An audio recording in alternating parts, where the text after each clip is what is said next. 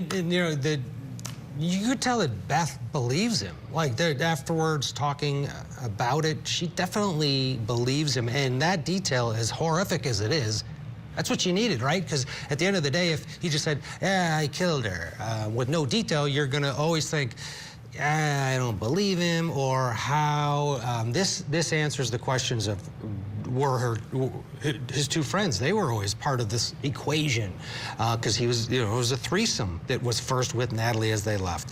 He talks about how they left. There was this version of the story that his dad helped him dispose of her body. Well, that now has been put to rest. So, Michael, that detail, as hard as it is, was, to your point, what they needed, the Holloways.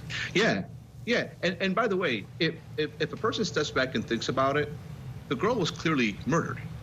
Whether it's from him or somebody, she was clearly murdered. She went to this country, a country with very low crime, and she didn't come back, right? It makes, you know, it makes sense that she didn't just move there and change her name and disappear, right? Everybody knows that she was murdered. Something very, very sinister happened to this girl while she was on vacation. And now this actually fills in the piece. And, you know, if someone were asking me, it's either Vandersloot or somebody just like Vandersloot. That is the way her life ended. I mean, Aruba's a small country. It's pretty much all beach. It's a thin country. It's all beach. And so the thought that she died on a beach with a strange person who was a villain, a criminal, a monster, it makes sense.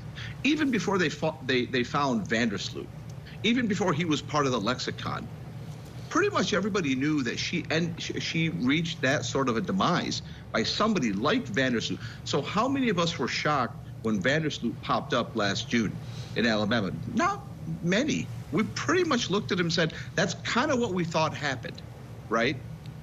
People believed it was a foreign person in Aruba who did it before Vandersloot was found.